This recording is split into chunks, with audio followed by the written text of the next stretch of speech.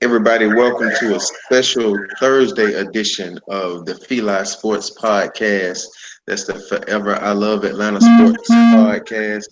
Hometown guys talking hometown sports. Coming to you with a special show. Y'all know why. We're gonna jump right into it. It's your boy Coach Mario with my co-host Don. What's going on? What's good, y'all? How y'all doing this evening? I know y'all excited about the schedule that just came out, and not only that, we're like a week away from the draft. So this pretty Yeah. much gonna be our last time talking about the draft until the draft is here Draft. this Thursday. So we're not going to talk about anything else. So this is pretty much our last, I guess, go around a video of talking about who we potentially gonna pick. And I invited some fans to come on to voice their opinions, to share their opinions, so that way hey, we can just walk away tonight and just either agree to disagree or say, hey, you sound kind of you sound like you know what you're talking about. Hey, I may think about or consider this person, whatnot. So that's why we pretty much made the show today. If you're tuning in live, please, hit the subscribe button. If you haven't subscribed to our channel, comment if you are in the live chat. Hey, ask if you got some questions to ask. Please ask them throughout the show. I'm gonna be reading them off, and I'll give you a shout out as well. So as always, come Come holler holla at at your your hometown hometown sports sports podcast. podcast. All right, man. We're gonna go run through the scores real quick so we can get right into it. Let everybody United. first, man. I'm sorry. Oh man, I'm tripping. I'm tripping, man. I'm tripping. We have some special guests in the house tonight. We have four guests, three guests. We always let them themselves. Pat, we can start with you, man. Introduce yourself and let them know where they can find you at. What's going on, everybody? Everybody know who I am, the real Pat Man, your hometown data guy, man. You can find me at the real Pat Man on Twitter, man. Yeah, what's going on, man? It's your man Gary. Well, people know me as G Simp though, for the most part. You can find me on Instagram, or not Instagram, but on Twitter at Hell Gary ATL. So I've been a Falcon fan for years, man, all my life, man. So here to talk about them birds. So, and last but not least, Brandon, we can't hear you. ATL, rise up, baby.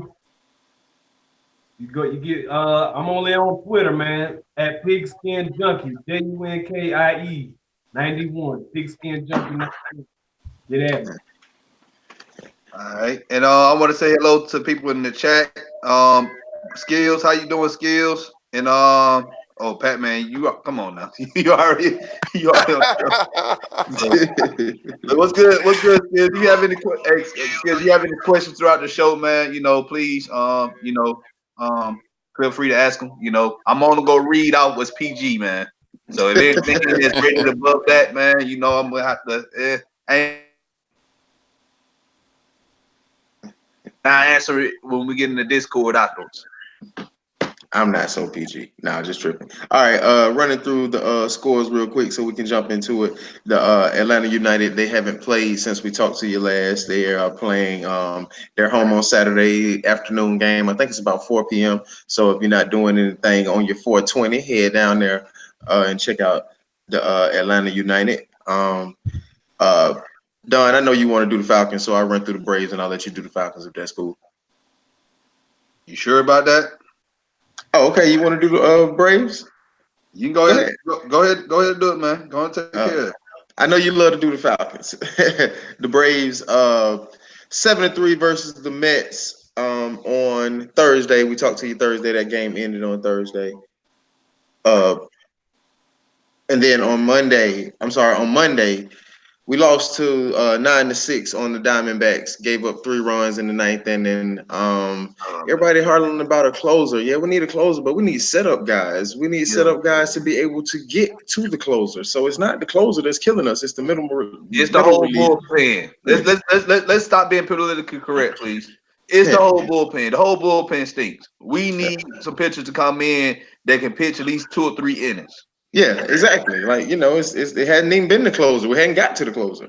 We're in action right now, and tomorrow got a special afternoon delight. Yeah, not doing anything during the day tomorrow. Afternoon ball game. And done.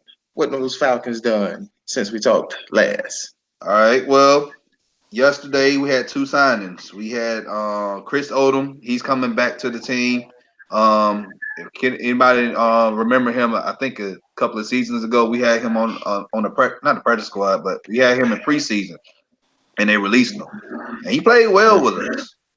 And then we signed him to a 2-year deal, and we also signed John Wentzel, offensive tackle.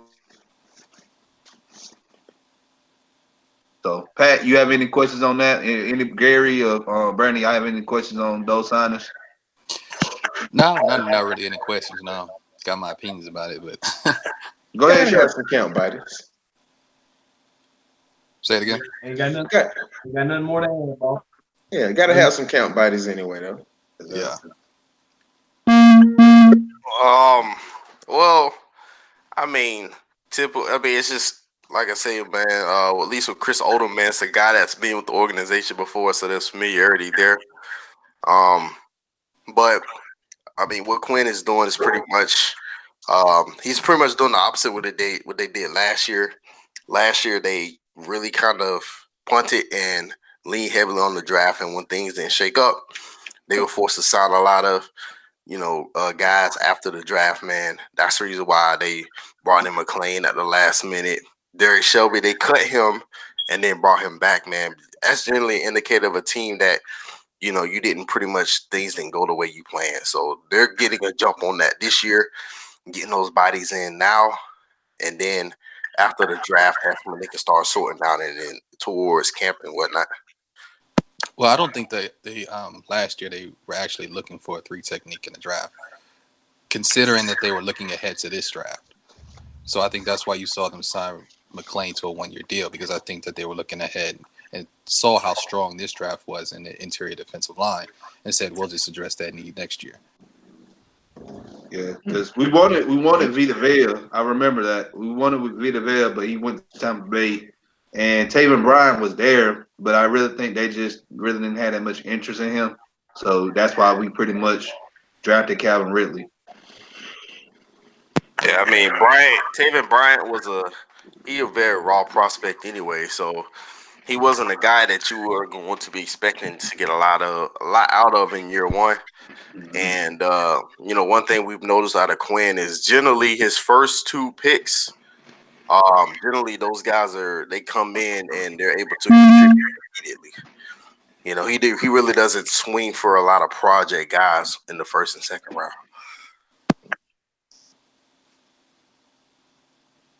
Yeah. All right. All right. So let's go get to some other news. Voluntary workouts, pretty much OTAs, they started yesterday. So a lot of players, they came back, I guess, to the headquarters and started working out. Couple of players pretty much been outspoken since they came back.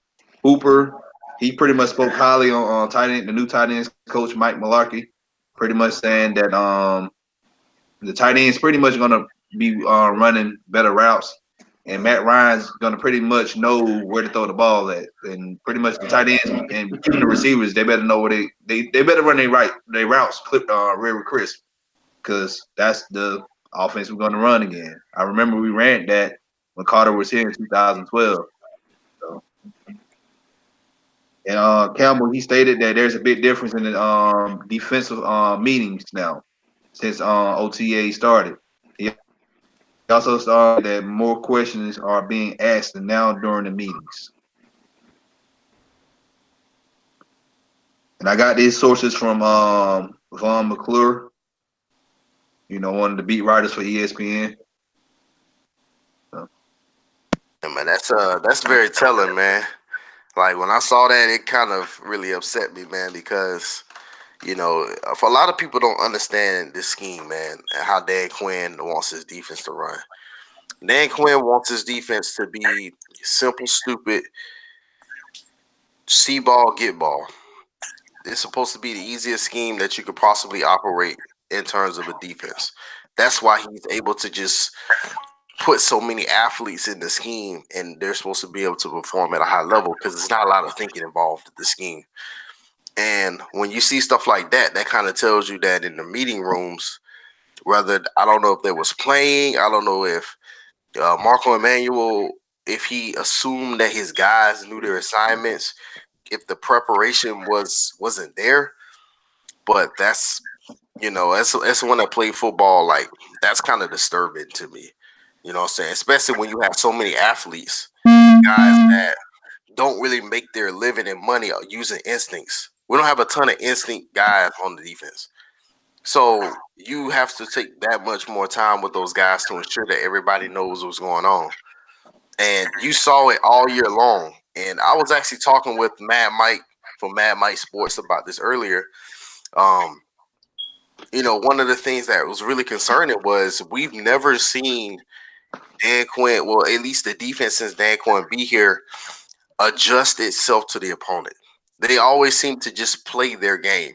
And it's like I told him, once this team lost Keanu Neal, once they lost Deion Jones for all but 6 games, and once they lost Ricardo Allen, there was no way that they were going to be able to maintain playing that same cover 3 scheme without those guys in the middle because it just didn't work. And as we saw, it just didn't work.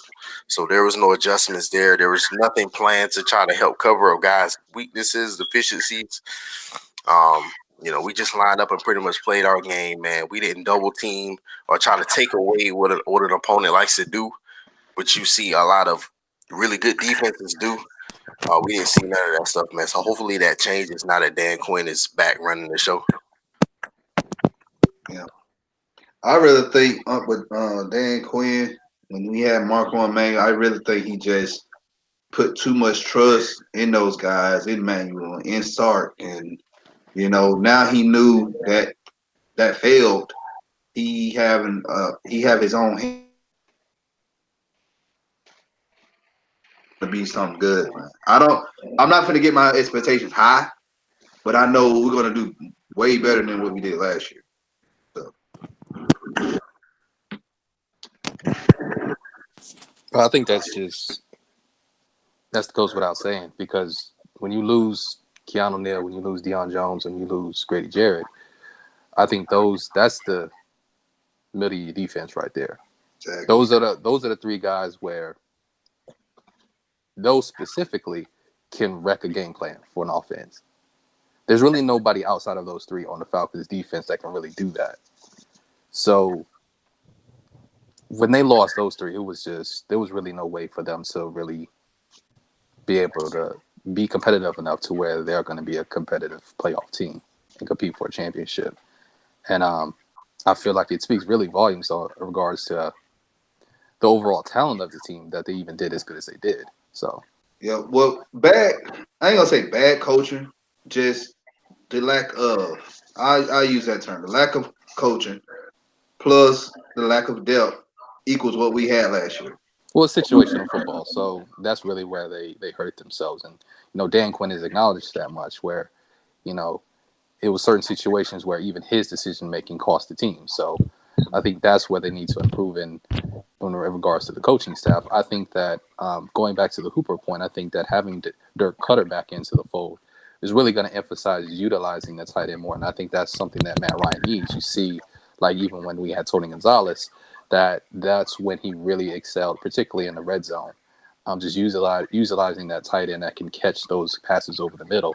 So you see even Jameis Winston in Tampa was able to do that when Dirk Cutter was there too. So I think having that back in the fold, not so much. It wasn't as much when we had Shanahan, but just having Dirk Cutter back, I think that's why Cooper is a lot more excited in this go around. So we can potentially see a really big season from him this year.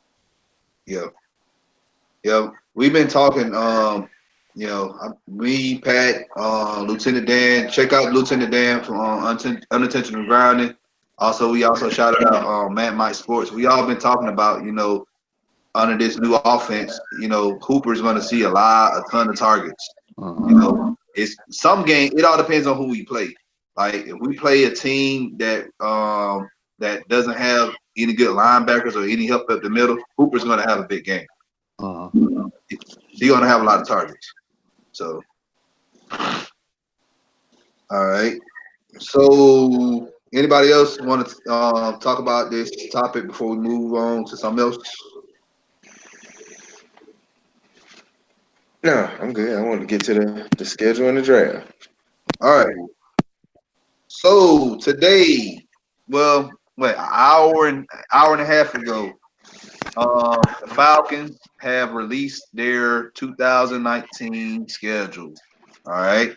This is how it goes. Week 1, we're going to be in Minneapolis playing the Vikings at 1 p.m. That game is September 8th.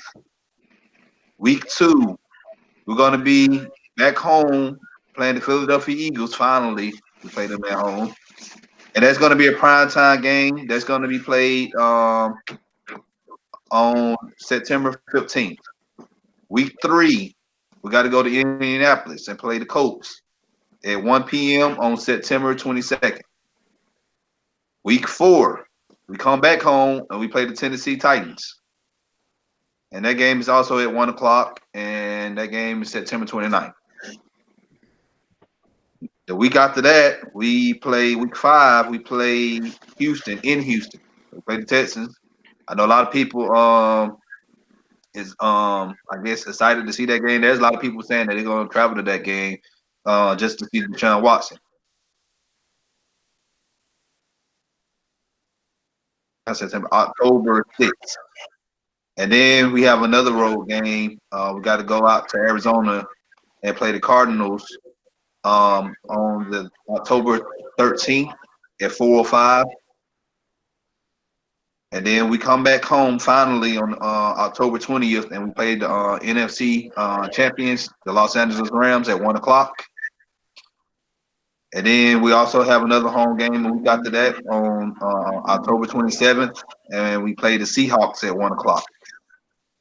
And we have a bye week after that game, and we get back from that game, we're going to be playing the New Orleans Saints on November 10th in New Orleans. And week 11, we got to go out to Carolina and play the Panthers at 1 o'clock. That game is November 17th. And week after that, week 12, we come back home and we play the Buccaneers at 1 o'clock. And that game is November 24th. And we have a Thanksgiving game this year again. But guess what? It's here in Atlanta. All right? It's here in Atlanta. That's on November 28th, and we played the New Orleans Saints. I got a timeout. I don't know if anybody's seen the graphic they put out, the video. The stadium. Yeah, the stadiums and stuff. And they had a Ram. I guess when week 13 came up, the Ram had tackled one of, I guess, the Saints went. They had a referee out there. You guys got to check that out. You guys, that was hilarious. That was pretty good. Whoever did that, man, they need a pay raise. I promise you. They really need to start doing that more, man. They need to start trolling the Saints back a lot more, man. I don't know why they don't do it enough, man. Because it's always good when they do it, man. Yes. And like I'm glad this game is played Thanksgiving, because this rivalry is money. I don't care what anybody's saying. I'm not saying this as a biased Falcons fan. I'm just saying this like, or as like other rivalries go in the NFL, this is like one of the top rivalries right now. Good old fashioned hate. Yes, exactly. So they need to. I know they're not gonna do it every Thanksgiving, but if they can make these games prime time, like must see TV, must watch games, I promise you, like, because every time we play each other, it's pretty much down the wire. So.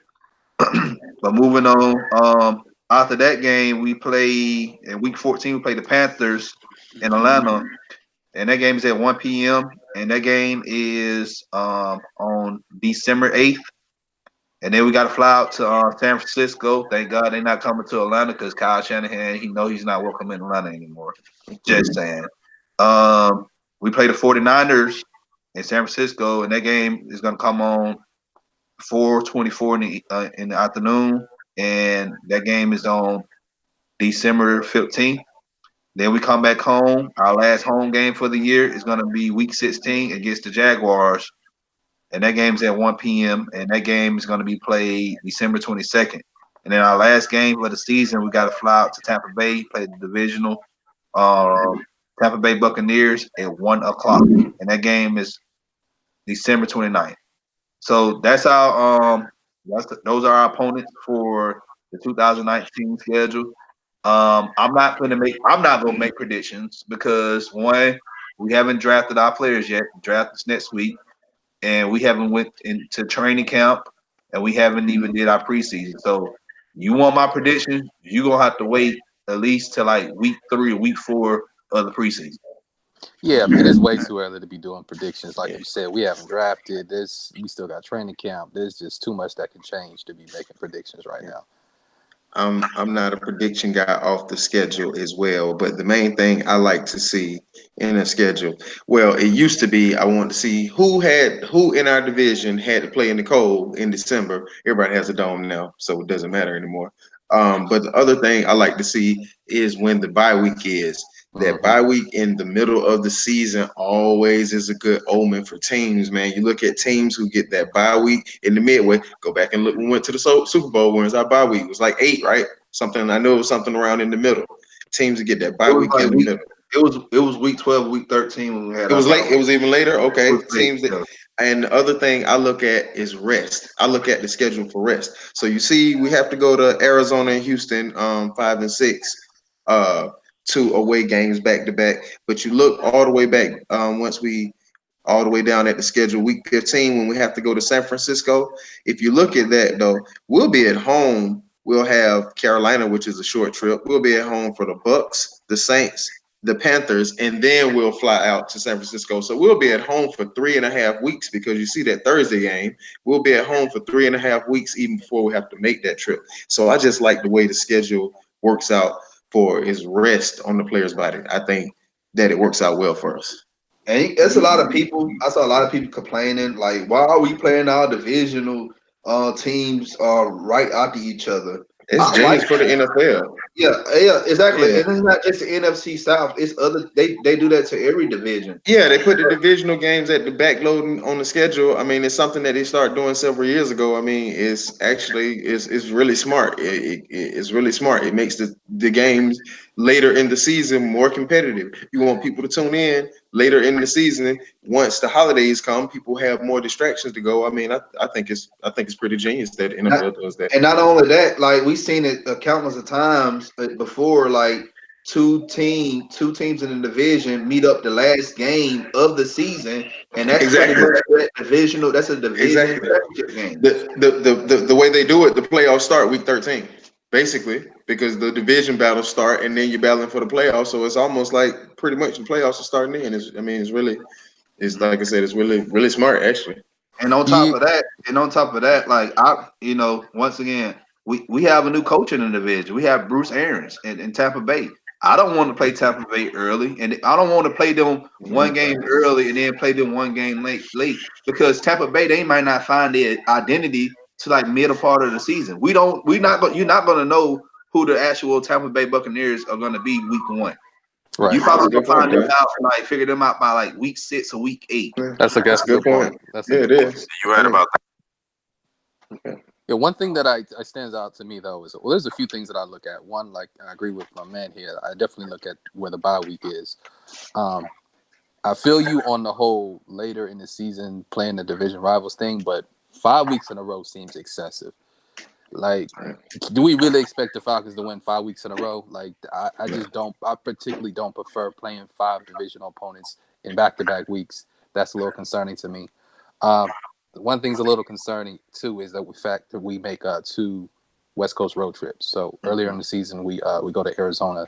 Then later on in the season we make another road trip to San Francisco. So having to go to the West Coast twice in one season is a little concerning for me. I I like the fact that we don't play anyone coming off their bye week other than New Orleans, and it is after our bye week as well. Yeah, Thursday. So, yeah. So I like that. I hate that we only have 2 primetime games. I think that particularly when we play at home, we tend to win those games. So the fact that both of our primetime games are at home, I like that. But only having 2 of them is a little. Well, that's what happens when you end with a losing record the previous season. You're not gonna get that many prime Yeah, time. but the Vikings got like 5. Like I ain't trying to Yeah. buy that. Like I feel like it's about branding more than it is about necessarily your record. So I feel like it's basically how the NFL looks at us as an organization. That's how I feel. And I definitely, like I said, agree with Gary on I look at how many West Coast games, but like I say, I see that San Francisco game. At least we have several home games before then, you know. But yeah, I definitely pay attention to that too, Gary. How many times we have to go across the country? Definitely, that's always important. Because like you said before, like cold weather games, outdoor games are important to notice, but also like you said, how many like traveling is. I don't think fans really realize the impact traveling can have on a team in a 16-game season. So well, you got to think that's a day of treatment that the players will miss versus, you know, you're at home, you're at the facility on a Friday, you're getting treatment on the ankle versus you taking a 4 or 5 hour plane trip trying to prop it up on the seat next to you, you know. Right. And the fact that they don't have 3 weeks in a row where they're playing on the road, they only, you know, they don't have more than 2 weeks where they're playing on the road is a good thing. This is honestly, the schedule is fine. Like if you're a good team, I don't think this is a hard or easy schedule. It is what it is. I'm a little irritated that we're on the road week 1 again against a conference opponent again. So we'll see how that goes because I feel like we're better than the Vikings. We should be better than the Vikings, but I wouldn't be surprised if we lose that game. So I don't know. We'll see. You know, I touched on the fact that earlier, you know, everybody has a dome now. You know, I like it and I don't like it, you know, because it used to be those December games. I mentioned a couple of weeks ago on here, Brian Billick said years ago, teams that run the ball well in December. But now it doesn't matter anywhere because you used to have to run the ball in December because of the weather. But now everybody has a dome. So that's not as important anymore. I kind of don't like that. You know, I kind of don't like it. Of course, being the Falcons being a dome team, us being from the South, it benefits us when we have to go up to the Northeast. But you know, for football, I kind of don't like that. It's like not traditional. One thing y'all didn't never. I'm surprised ain't nobody caught this. I was waiting for somebody to catch this. The part of the schedule I'm concerned about is week 3, 4, and 5. We play Indianapolis, Tennessee Titans, and Houston. If we know anything about Dan Quinn's history and his team history, we struggle against what? AFC teams. That's what I'm concerned about. I just hope we get better playing against AFC teams. Well, the way that I look at the schedule, like especially this early before the draft and stuff, I tend to look at I evaluate the teams based on their coaching and based off their quarterback play. So playing the Titans at home, that doesn't really concern me. That's a game the Falcons should win. You feel me? We said that with the Bengals. We said that about the Bengals last year. Yeah, but I mean, look at the injuries about the we had Bills too. and the Dolphins. I mean, yeah. I mean, that's but it assumes that we have a relatively good health status in regards to the team. Like we were going through some injuries, some key injuries by that time in the season. So obviously, if we have some key starters down in any of these games, it's a concern. But assuming that we're relatively healthy, you know, the Titans really shouldn't be an issue for us at home. I don't. We'll just have to see. I just hope we improve because I'm not even just looking at last season. We struggled in 2017.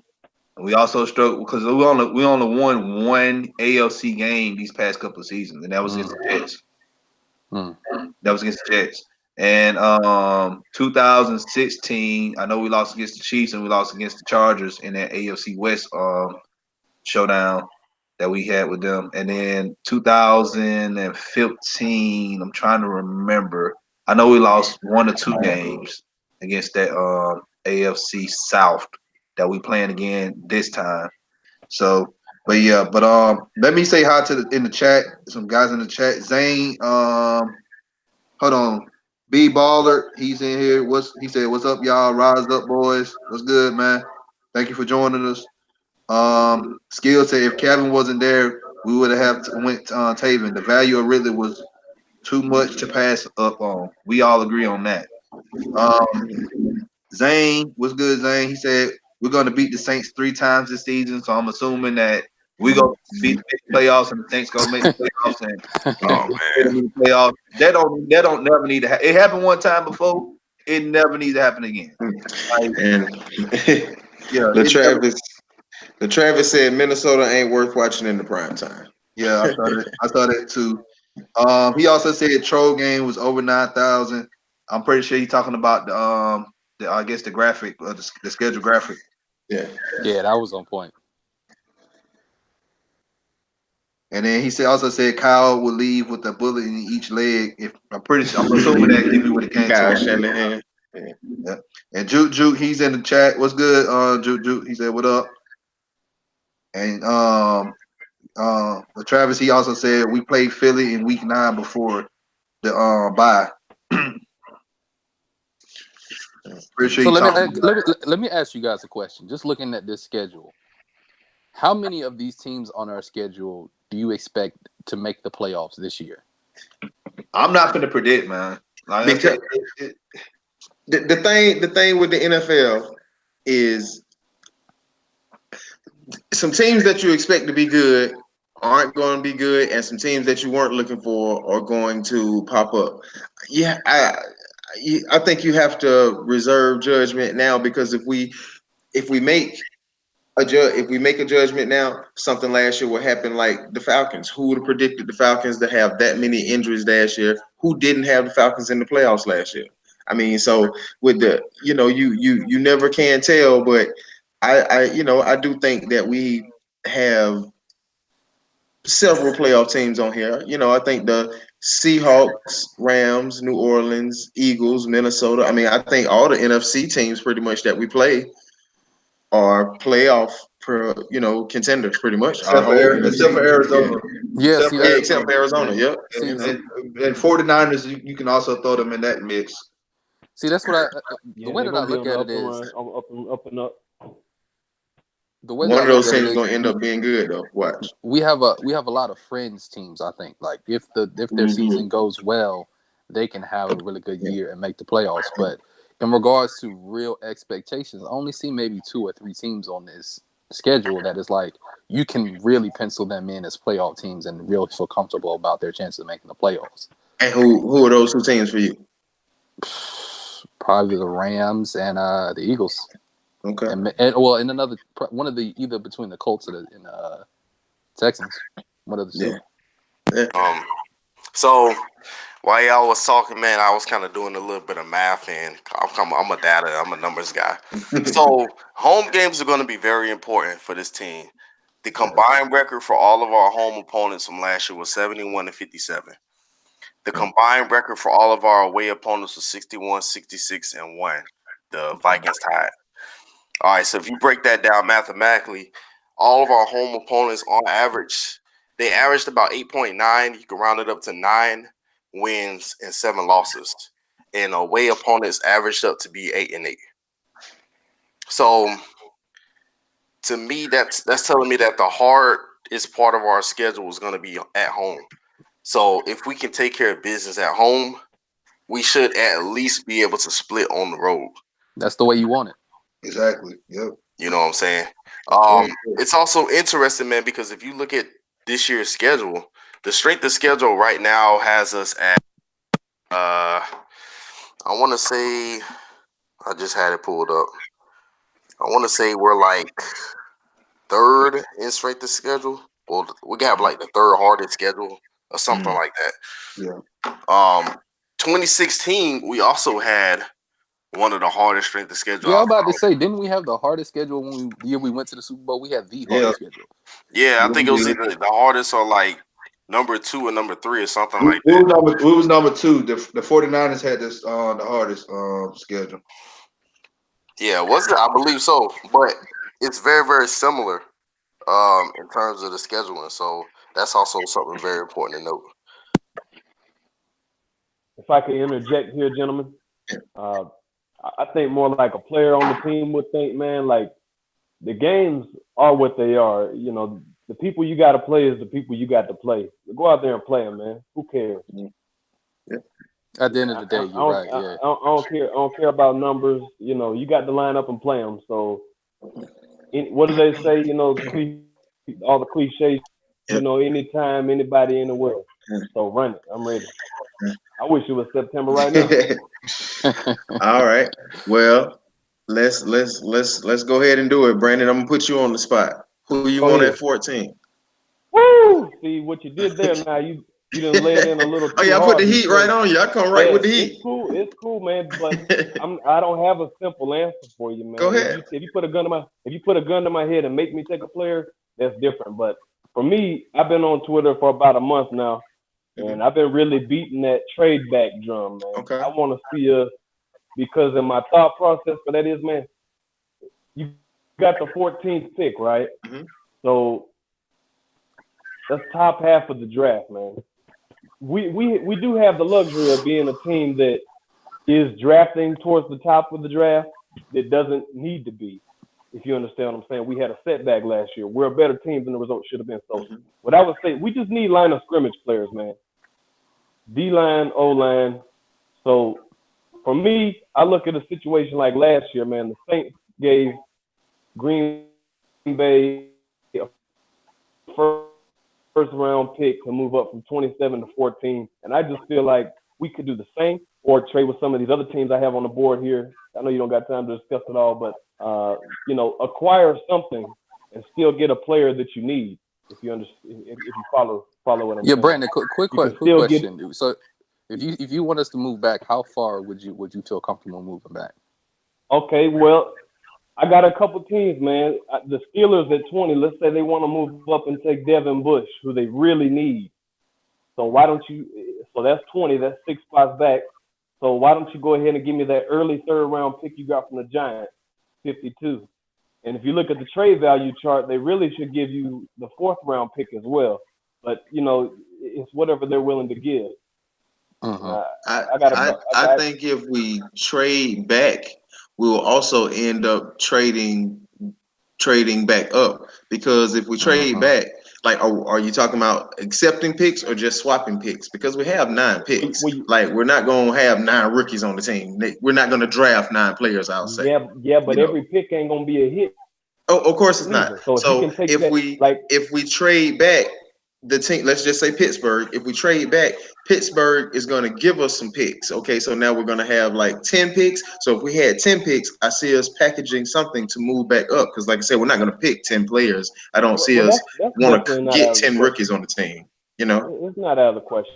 Yeah, I feel you. No, I mean, you know what I'm saying? I don't think what you're saying is out of the question as well. I just think if we do end up trading back at some point later in the round, we're going to end up trading back up, because, like I said, I just don't see us wanting to add 10 rookies to the team. Brandon has a good point though, and this is what I told Pat and everybody else in the Discord.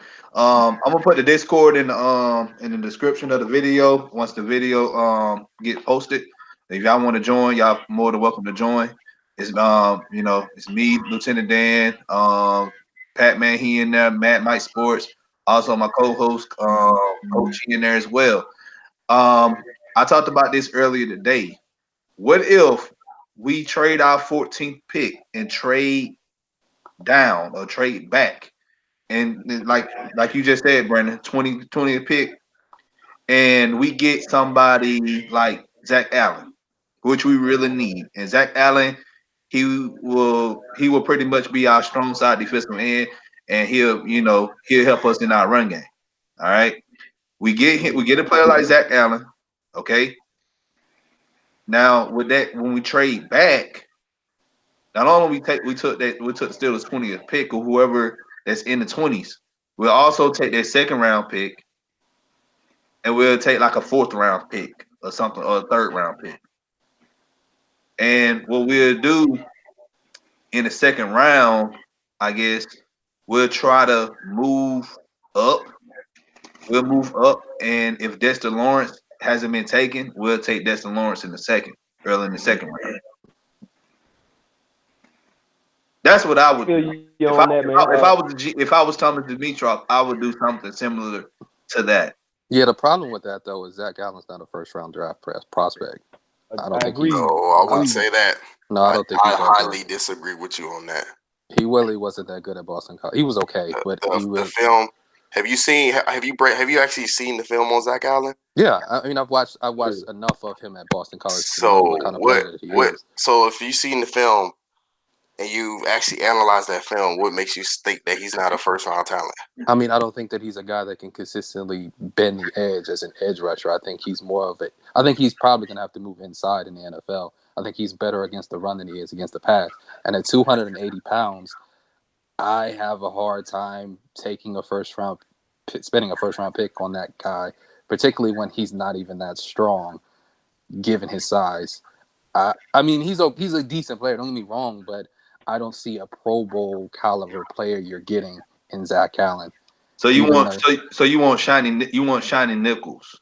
No, I just want caliber talent. If you're going to spend a first round pick on somebody, I think that needs to be a player that can potentially be with your franchise for the next 10 years. That's Zach Allen. Zach Allen. Zach Allen is the type of player that is probably going to be in the league for at least 10 years, primarily because of his instincts, because he's smart, because he has a whole toolbox already, and he's only 21 years old. So I understand that it sounds like you're kind of concerned with his athleticism a little bit. You don't think he has the natural bend or whatnot to consistently get to the quarterback. Well, he didn't produce that well at Boston College when it comes to pass rush. I looked at his overall pass rush grade for his college career on Pro Football Focus, and he was only like a 69. So that's for me to spend a first round pick on a guy when we need pass rush. That's just not going to get it. It's not going to get it done. I do agree. I'm somewhere in the middle on the two of you. I like Zach Allen, but I like him in the second round. Just like what you said, Pat, man, about how he kind of seemed to me lack a little bit of athleticism, and it's going to take some time to get that pass rushing upside developed, if you ask me. But he was on the ground a lot when he was on the field. Like, he was being pancaked. He was being pushed around a lot. He made plays, but he just ended up on the ground a lot in my evaluations. Good player, but second round for me. But if you guys want to move on, agree, disagree, it is what it is. Yeah, I think you guys are focusing too much on the pass rush aspect of football, and that's the issue that this team has had. Is we've consistently wanted athletes, we've consistently wanted pass rushers, but as we've seen, you need some type of balance with your team. And right now, the Falcons are too top heavy when it comes to athletes, and they need guys like Zach Allen. And that's the thing that separates Dan Quinn, Thomas Dimitroff from a lot of other organizations is they don't think with that same philosophy that what you guys are saying. Dan Quinn wants to put somebody on this team that's going to make guys around him better. And Zach Allen is a guy that he's going to come in day one starter. But the thing that's going to make him so good is his athletic. It's not his athleticism, but his instincts, his ability to recognize plays, and his ability to make the other guys do a lot of the dirty work that you don't necessarily want from an undersized linebacking core. So what do you do at 14? You have different, and you got to realize your defensive line. You have different packages. You have base and you have nickel. Your base defense and your defensive ends, they have to be that 10-1. They need to be a little bigger, and also on top of that, they have to have great instinct. So if you're trying to put a pass rusher that's 240 pounds, between 240 and 260 pounds in base, you really think he's going to win? Well, I don't think that there's honestly. We've seen it. I think the edge rushers in this class are a little overrated, to be honest with you. I think where the talent is on the interior defensive line. So we're talking about like the edge defenders like Brian Burns and Rashad Gary and Sweat. I think those guys are good players, but I don't think those are guys that you're going to plug and play year one and have them start every game for you. I think those are situational guys in their first couple years, and then they kind of develop as they go. I think outside of Nick Bosa and probably Josh Allen, everybody else is a question mark. So therefore, if everybody else is a question mark, all right, Because everybody look outside of Nick Bosa and Quentin. Hey, I'd say Quentin Williams and Josh Allen. Like those are players that we know week one they're gonna have an impact on their team. Now everybody else, are pretty much developmental players. Now it all depends on the timing will take for them to get up to NFL speed. Now I've been on here and I've been saying for a while before we had all these signings, before we got Davidson and stuff. I was real high on Christian Wilkins and Dexter Lawrence at 14. A lot of people, looked at me crazy thinking I was smoking something and saying, well, why do we get this person? Or why you don't like Ed Oliver? It's all you guys gotta understand. It's what we need right now. Okay. We have the pass rushers already on the team. We have Grady Jerry. We have Vic Beasley. We have Tat McKillen. We need somebody that can plug in the line and do the dirty work. That would command double team. Dexter Lawrence, he will command doubles. Same thing with Christian Wilkins. And on top of that, they're very smart. They have a high football IQ. Same goes with Zach Gallen. We have the athletes on the team. We just need size and we just need smarts.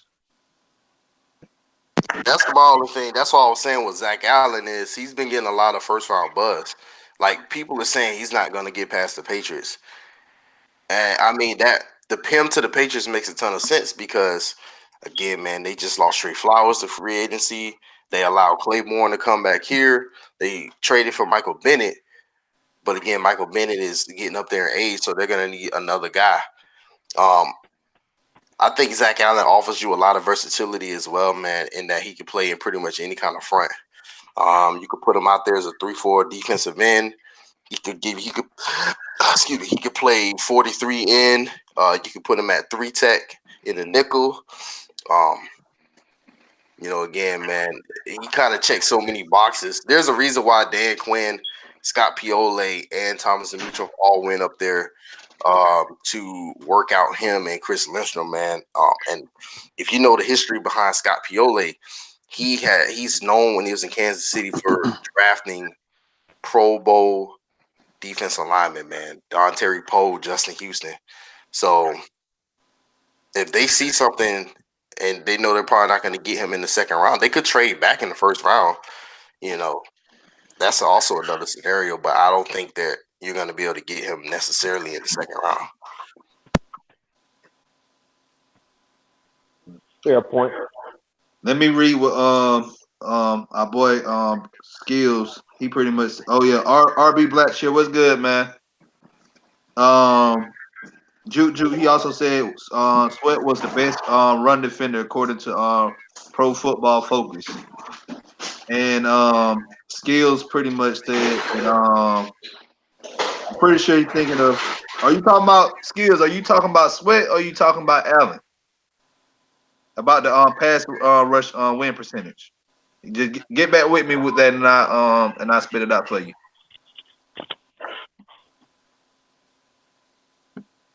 All right. So in the meantime, like, who do y'all think should go 14, or should we trade up, or should we trade back?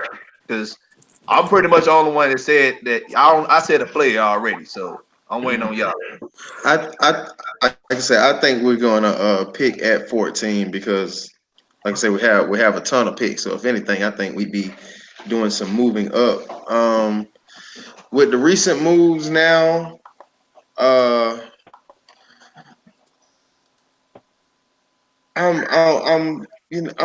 thinking maybe somebody to fill in that right tackle spot, and then seeing possibly a guy like Dexter Lawrence in the second round, or moving up to take the next best D lineman that's left there. So I guess that's my thinking right now. Of course, it might change over the next week, but tonight that's my thinking. O-lineman, and then trying to trade back up to, to take the next best interior lineman. What's good, Lieutenant Dan? Lieutenant Dan joined the tag. Oh boy, Skills, yeah, Skills. He said we were talking about Allen. So he pretty much said Allen has a 27% 27% pass rush win percentage, but I think he said 17 though. RB Blackshear, he said, has anyone looked at the angle of who we are going to let walk in the next year or two? He said, I said this because the first round pick will have the 5th year option. If we are looking long term, I think that. And Skill said Allen was second in the ACC and 17% overall win as far as pass rush. So let me ask you guys this then. Do you think Zach Allen was a better player in the ACC than Brian Burns? In what capacity? You talking about as far as just rushing the passer, Brian Burns. But if you're talking about overall, run defense, pass rush, They play. It's not really because Brian Burns will stand up and rush the passer. Zach Allen mainly played with his hand in the dirt a lot, right? Yeah, I'm just saying that I just looked at them as prospects, not necessarily what they are today. Oh, okay. So, okay. I mean, you got to think that Brian Burns right now today is only 20 years old. Yeah. And I'm not saying that like Brian Burns is my guy, like my pick. I'm just saying like just comparing them. I look at upside, and it's just like I personally don't want a speed rush guy like that because I understand stocking for the future. But like I'm kind of with Don on that. We have that. I think Vic Beasley is that guy. So I don't want to draft no. Vic Beasley again. I see Burns, and Sweat coming in and being in that role. Not a wide guy, not a guy who's you expect to help you in the run game, but a speed guy off the edge. I think Vic Beasley, I think we have him already. And not only that, we have, like we said, we have 9 picks. So we can always go towards the middle or the end of the draft and draft a project player. We know Dan Quinn, he does well with developing defensive linemen. So we can draft someone like a Carl Granderson or John Comiskey in the later rounds and have them ready by next year. Or better yet, later on the season. Look what we did last year with 4-year Odokum. He went late in the draft and he outshined Duke Riley. Look at last year. Look at 2017, DeMonte Casey, a beast. So. And skills. I know Sweat can play the run as well, but what I'm talking about is bodies. And we're also talking about he played the run in college. I mean, Sweat is not the widest guy, so we're talking about what he did in college. Jay played the run in college. It's a big difference when you're facing the NFL offensive tackle every Sunday. Yeah, I really wasn't necessarily saying that Brian Burns should be our pick. I was just necessarily making the case for why, or making the argument why would you choose Allen over Burns. I personally feel like, I acknowledge that there are concerns about Burns. I feel like him weighing in at the combine at only 249 pounds is a problem. He wasn't particularly good against the run either at Florida State. But like I said, he's only 20 years old, and at 6'5", being able to run a 4.53, a 4.53. That's moving, man. And like you can make the comparison of him and Vic Beasley. Like that couldn't be further from the truth. Vic Beasley is a pure speed rusher. Like Brian Burns actually has pass rush moves in his arsenal. He's able to spin. He's able to move, work his way inside. He's able to do a lot of things that Vic Beasley couldn't do coming out of Clemson. So that I just wanted to point that out because it's like Brian. Like I'm saying, I personally don't. I wasn't necessarily talking about skill set. I was just talking about position type. Gotcha. That speed edge rusher. I don't see us adding a speed edge rusher in the first 2 picks, but of course, hey, we don't know what Dan and DQ up, but I don't think it's going to be a speed edge guy. What you think, Pat? So the Falcons it's pretty interesting, man, because they pretty much set themselves up to pretty much go in any kind of direction, man. They don't necessarily need a first-round guy at right tackle. I mean, if you break down the all-22 film from Tyson Braille, and Dan actually broke down every single snap that he had last year, Tyson Braille played really, really well, man. He actually was one of the few people that held Chandler Jones, who's a top 10 edge rusher in this league, to a pretty much a zero stat line when we played the Cardinals. So just from looking at that and the fact that, again, man, they, gave him a 3-year deal. He's pretty much earned the right to at least prove that he's worthy of being the starter at right tackle. And so with that being said, I know the Falcons have been linked to, a ton of guys like Titus Howard, individuals that they could potentially go after in the second round. There's also a lot of rumors going around that the Falcons are looking at cornerbacks, which I'm not really buying. That doesn't really make any sense to me. Like I say, Dan Quinn is not really known for drafting guys in the first and second round that, are just going to be sitting around waiting for a year or two to come in and start, man. He normally goes and he gets guys that can contribute immediately in those 2 rounds. And if you get a cornerback, where are you going to play them? Unless you completely saying that you don't believe in Isaiah Oliver as potentially taking over the starting cornerback spot opposite of Trufant. So it doesn't really make a ton of sense. So it's right tackle. Defensive tackle, I was pretty high on them going defensive tackle in the first round prior to signing Tyler Davison. But Tyler Davison kind of complicates that a little bit because now you're stuck in a situation where, like, even if, say, Ed Oliver drops to 14 and you pick him, now you're kind of stuck with an impossible situation of who you're going to have inactive on game days. Because say you draft Ed Oliver, now your defensive tackles are Grady Jarrett, Deidre Sanat, Ed Oliver, Jack Crawford, and I feel like I'm missing somebody. Davison. They got it, yeah, Davison. So, and the Falcons aren't going to have 5 active D tackles on game day. So, who's not suiting up to play? You're not going to not suit up your first round pick. I think that they're going to probably in that scenario they probably have Crawford play a little bit more defensive end. I think that they did that a lot last year too.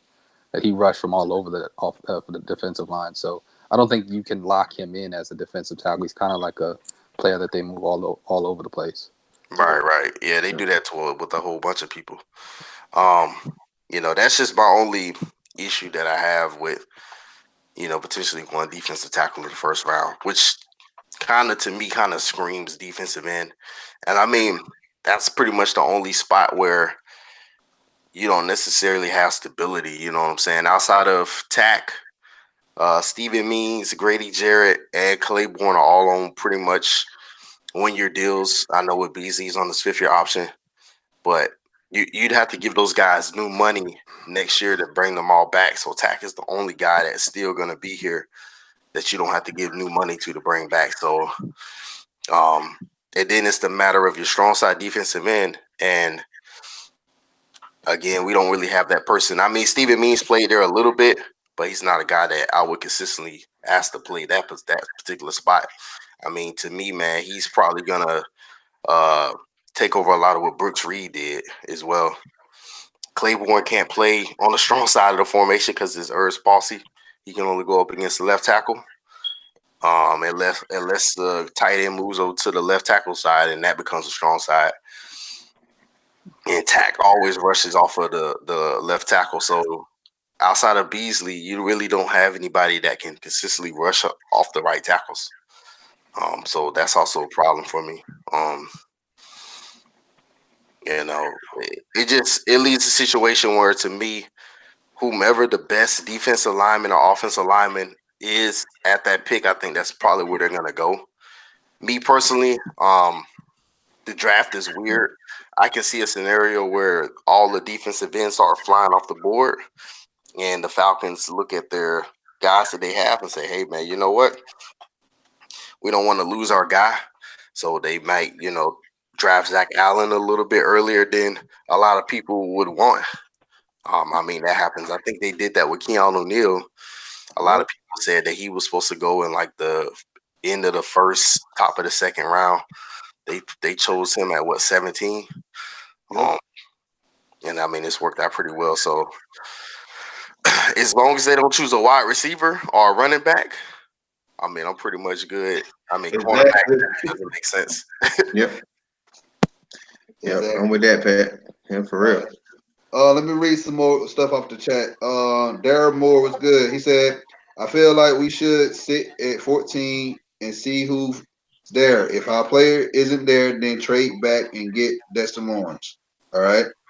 Skill said Zach Allen was second in total stops in ACC at defensive end. That's great. That's real good. Like we said, we watch film. We don't watch highlights. We watch film, and you go back and watch the film. The film does a lot.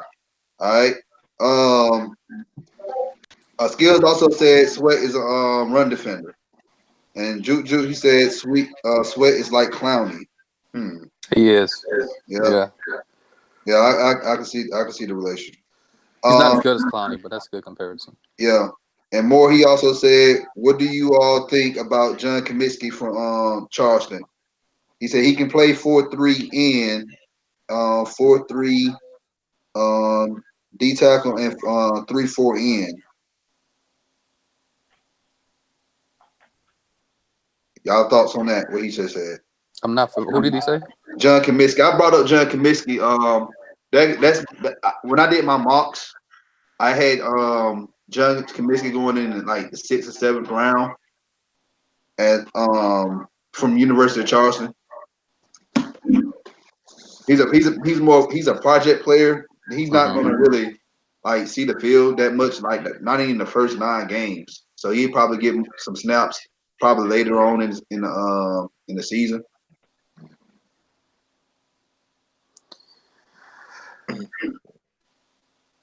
I mean, that's a possibility. I mean, one thing to also note about Quinn, I forget which one of you gentlemen said it, but Quinn and Thomas Dimitroff relationship wise, their way of drafting is different. They don't really, I know a lot of teams will once they get to like day 3, especially like the 6th and the 7th round, they'll just kind of point on guys. They say, hey man, if this guy makes the roster, he does it. I mean, if you notice, they don't really do that. Everybody that they draft specifically for a role. Exactly. I mean, that's why they've had so much success drafting.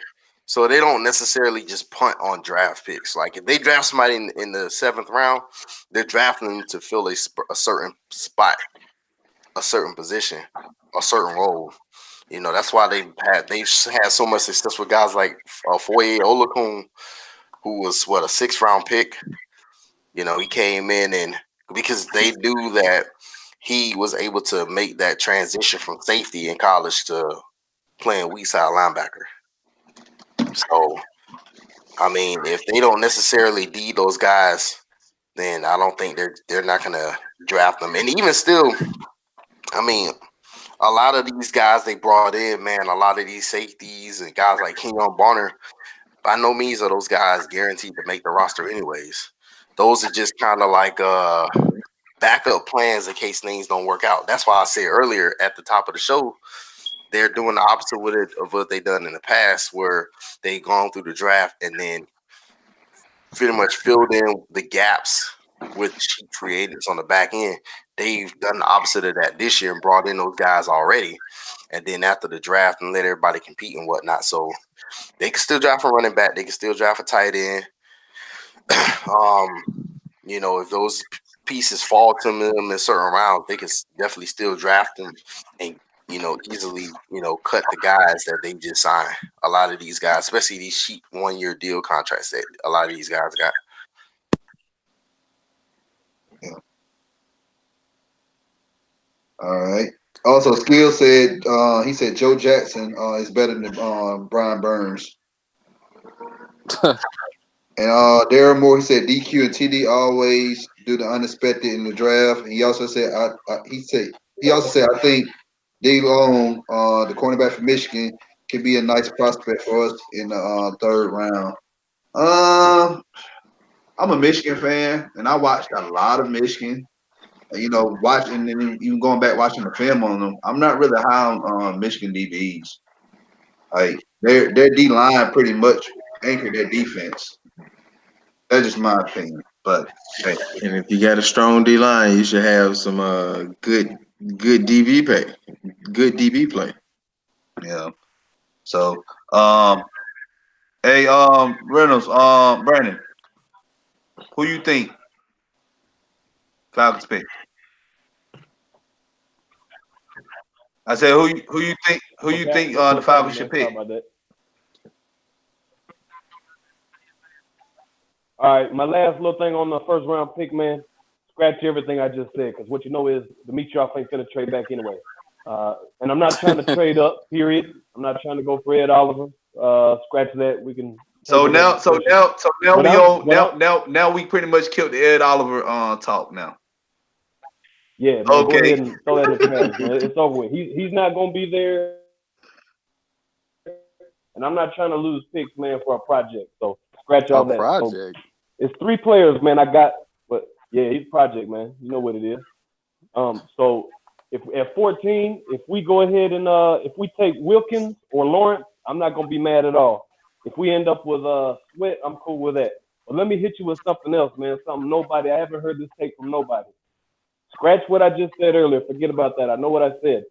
So why don't we pull the Dallas Cowboys, man, what they did last year? Everybody thought they was going wide receiver. What'd they do? They took a athletic sideline to sideline tackling machine linebacker, and it improved their defense tremendously.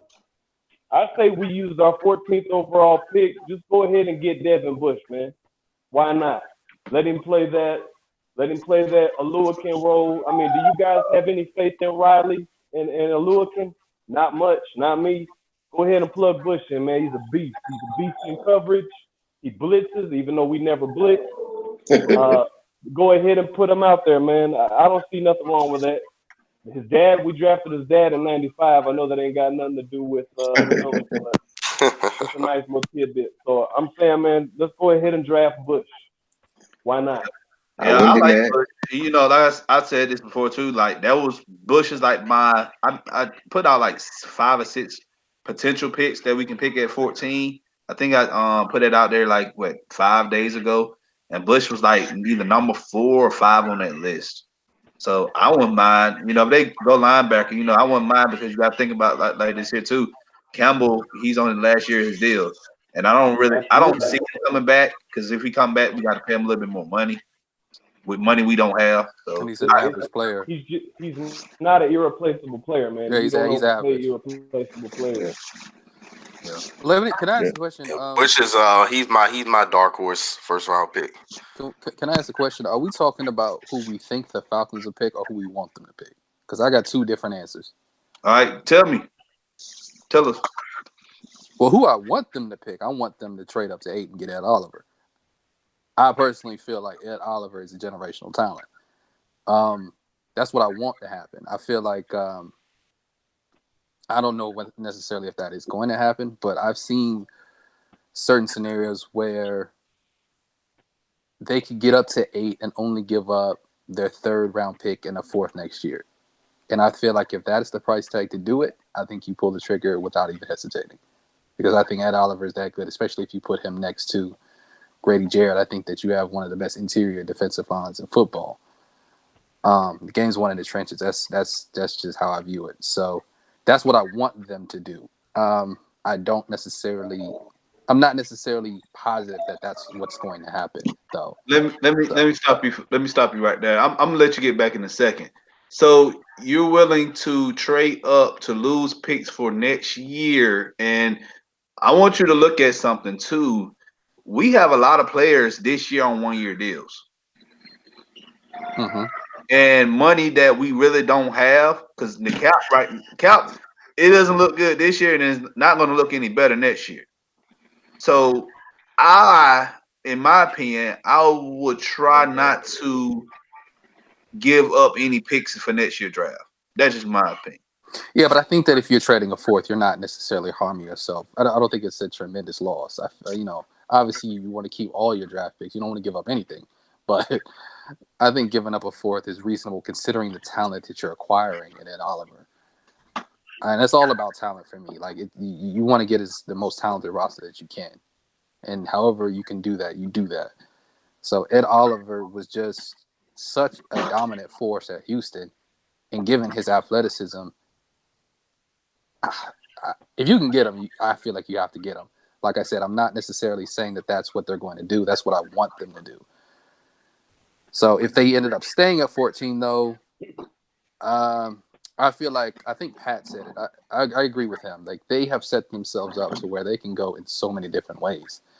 I think that they can go defensive end. They can go offensive tackle. They can go defensive tackle. I think a dark horse is linebacker and corner. I know Falcon fans may not necessarily want to hear corner, but I think that a dark horse would be Greedy Williams. I think that if the board falls a particular way, I think it can be a similar scenario to Ridley last year, because I don't think Ridley was even in the top 3 in regards to the guys that they wanted, but how the draft fell, it ended up being the pick, because it was just you have to take that talent at that spot. So I think you could see a similar scenario in Greedy Williams, but if you ask me, I think that they probably take an offensive tackle if they stay at 14. I think who would the offensive tackle be? I think you're probably looking at one of either. I think Jonah Williams is probably already going to be off the board. I think you're probably looking at either Andre Dillard or Cody Ford. You're probably because they really like Cody Ford. So, and I can see why he didn't. When it comes to like pressures, quarterback hits, sacks, he moved all over the line at Oklahoma. But when he was at right tackle, he did really well in regards to protecting the quarterback. And at 329 pounds, that's huge. And you've seen the type of the size that they've added on the offensive line this offseason in the guards that they've acquired. So I think those are probably the 2 tackles that you're looking at. If they go corner, Greedy Williams. If they go linebacker, they're looking at Bush. It's probably the option I'll look at. But I personally feel like they need to come out of this draft with one of 4 defensive tackles, because like I said before, I think that's where the talent is in this draft. You're talking about Quentin Williams, Dexter Lawrence, Ed Oliver, Jeffrey Simmons. Those guys I feel like are all perennial Pro Bowlers. And if you can get one of those guys out of this draft, I think you do it. So personally, that's where I would try to get one of those guys in the first. I don't like Christian Wilkins. I think that he's a first-round pick. He's not a top 15 pick. I don't think that you spend a top 15 pick on a guy that's going to be a 24-year-old rookie. So you got to think about it like we were talking about earlier. Guys exercising their 5th-year option on your first-round pick, he's going to be 29 by the time you do that. I don't see that happening. So I think you try to get one of those 4 defensives. Obviously, Quentin Williams is going to be already gone. Jeffrey Simmons, Dexter Lawrence, Ed Oliver, you try to get one of those guys if it's me.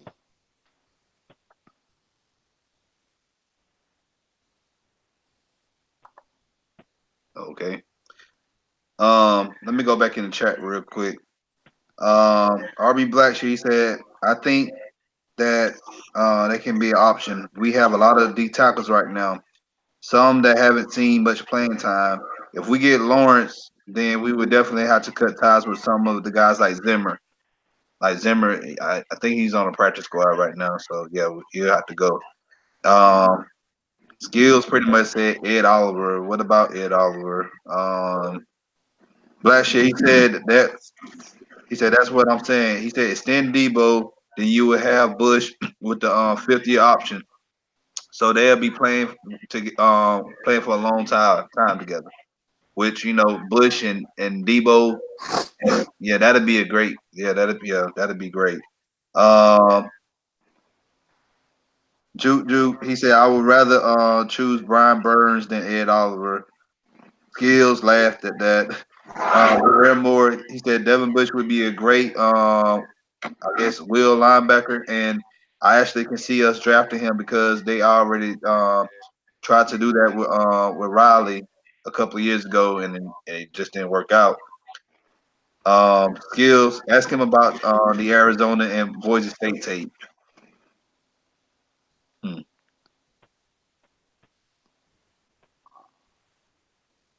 trying to figure out what player he talking about. Hey, Skills. What about the Arizona Boise State tape? Oh, he's somebody. That was Ed Oliver. Yeah. Yeah, that was Ed Oliver. Oh yeah, I remember. Yeah. Okay. Yeah. I Right. will say this though.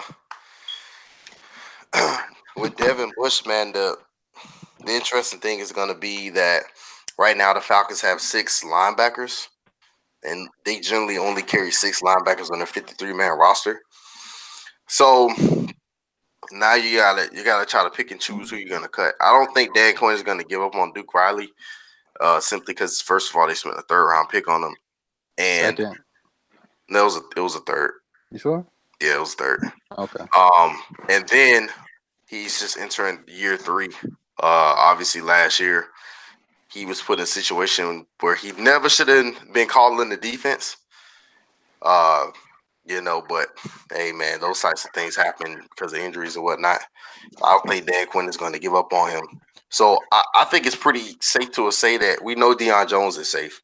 Campbell, I don't think they're going to do anything with him. Duke Riley's pretty much safe in my book. Olakun, he showed enough last year, kind of similar to Tyson Braille, that I think he deserves at least a chance to compete for the starting weak side linebacker role next to Deion. Mhm. And then they brought back Kamal Ishmael and both Bruce Carter. Now, both of those guys are primarily special teams guys. So, in theory, if they did decide to go Bush, they could cut one of those guys, preferably Bruce Carter. Just because Kamal Ishmael, I like him a little bit more. Plus, he's the GOAT. Man, he's the longest tenured Falcon outside of Matt Ryan. Yeah. So I mean, you got to keep him. So I mean, in that scenario, they could take Devin Bush and just move on from Bruce Carter and just roll with those other guys that I said. As far as the whole Ed Oliver thing, and I put this on Twitter, I think Ed Oliver I think he's an outstanding prospect. My only issue is I see a lot of people want to put him and Grady Jarrett next to each other, which is fine if you're rushing the quarterback. But I wouldn't necessarily want to make a habit of making it an airy down thing year 1.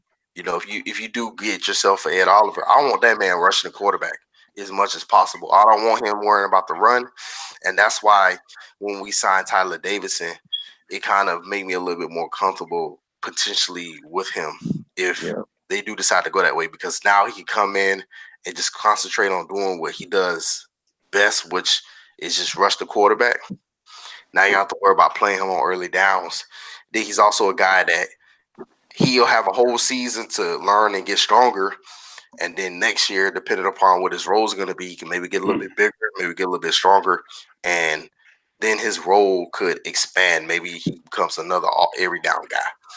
But just because he can do it, because he's not a bad run defender, but just because he can do it, that's not something that I necessarily want him to do. You know what I'm saying?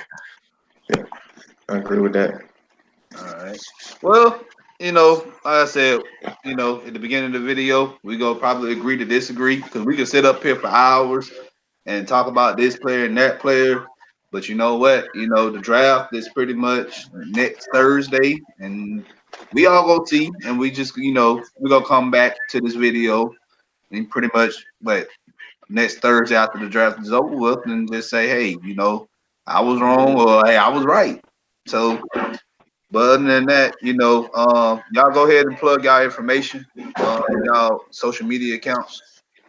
Started with you, Brandon.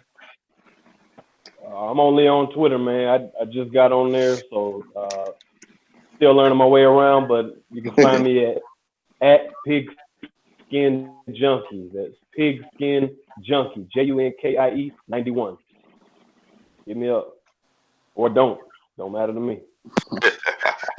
Gary. Yeah, you can find me on Twitter, man. I'm at Hail Gary ATL. That's HAIL Gary ATL, man. So if you want to talk Falcons, talk anything, really, you can just hit me up there. All right. And Pat. All right, man. You can find me at The Real Pat Man on Twitter, man. I'm always on there posting some type of numbers, some type of stat. Spent a lot of time on Football Outsiders and PFF looking at advanced premium statistics and data. So if you ever want to know anything, man, I can tell you, what Matt Ryan ate for lunch his rookie year at Boston College. Just let me know, man. I'll do the research for you. All right. And everybody who joined us in the chat, thank y'all for tuning in live. We really appreciate it. And everybody who's going to watch this video, I guess tomorrow morning, I guess driving, drinking coffee or whatever,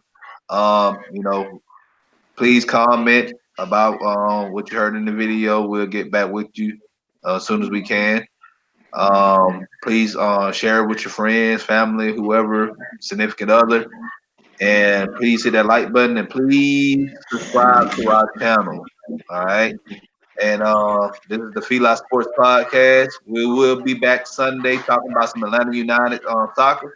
And then next week we'll be covering the draft all 3 days. So please join us next week. We got a busy week. And if you haven't subscribed, please subscribe. As always, come holla. Come holla at your hometown Sports podcast. We out. We out, y'all. Y'all have a great evening.